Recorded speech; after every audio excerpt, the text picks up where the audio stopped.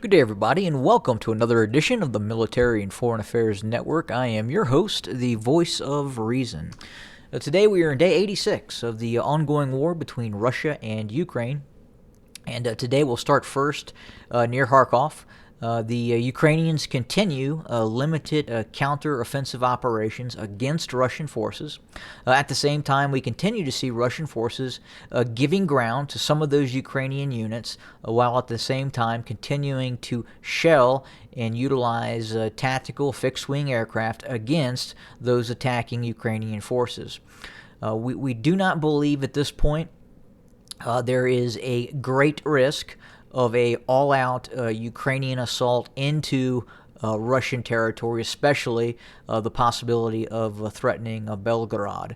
We think that it is possible, while the Ukrainians could cross into the Russian Federation on a very, very limited scale, the outlook for a sustained offensive by Ukrainian forces in this area is relatively unlikely at this point, and we would expect that the Ukrainians will continue to start to pivot towards Izum here in the south in order to alleviate the ongoing pressures that the Ukrainian army is facing in the southeastern Donbass area of Kramatorsk, Sloviansk, Severodonetsk, Bakhmut, and other areas as well.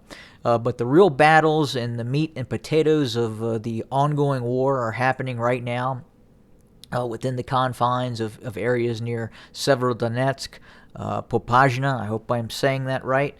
If not, I'm sure someone shall correct me.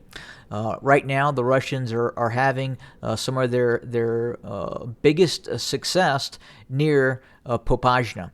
We now believe the Russians have obtained more or less a breakthrough in the western area of Popazna and continue to drive with the intent of doing a limited encirclement of Lysychansk and Severodonetsk in this area, and it's going to become very, very increasingly likely that the Russians may in fact cut off Ukrainian forces kind of in this area as this salient continues to increase, and quite possibly could look to connect with Russian forces operating to the southeast of Lyman in this area.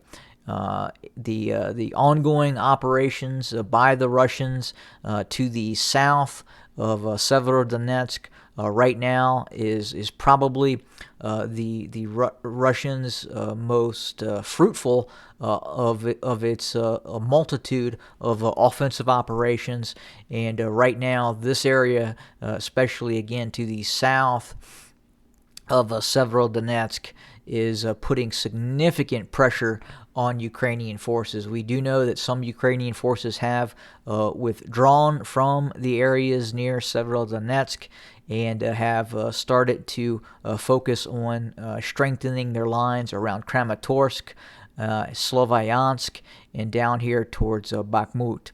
But we do anticipate within the next 48, 72 hours, we could start to see the vice start to close on Ukrainian forces and surround those Ukrainian forces that continue to try and hold off Russian forces in the direction of Severodonetsk.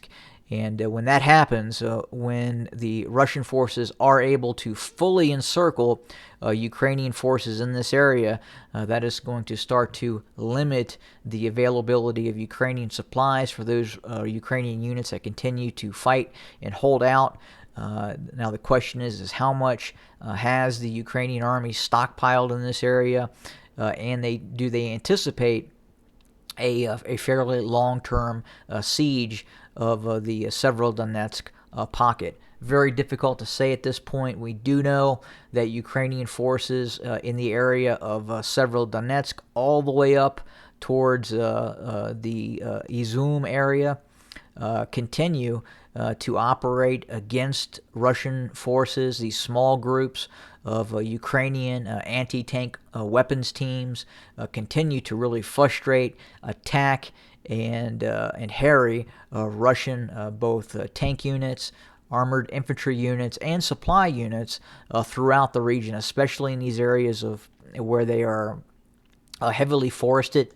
We do know that Ukrainians are continuing to operate in very, very small groups.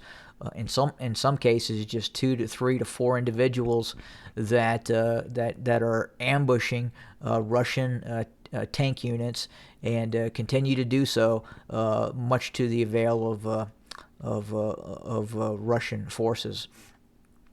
But right now, we'll continue to monitor and obviously report.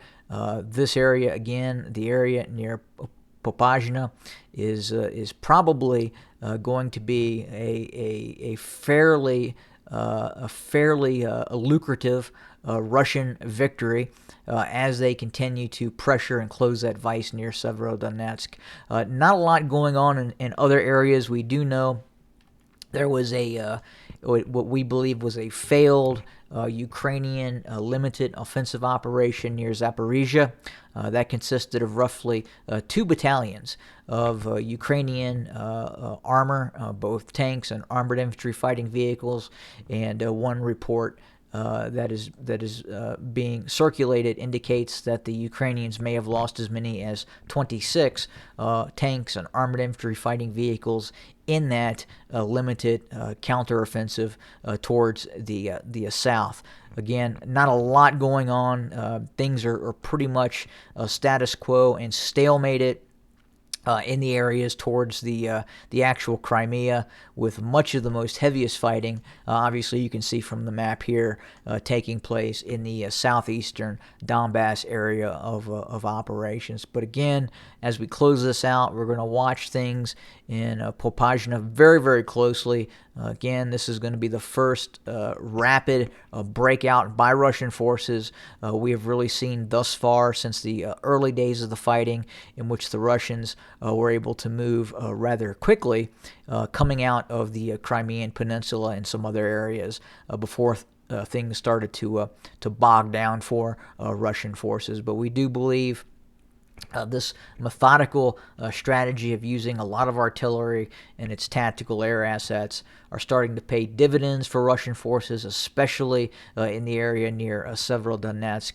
areas to the would be the west of there, and then obviously to the south as well. But as the situation continues to develop and change, we will of course update and bring you more content. Thanks for joining us. Have a great day.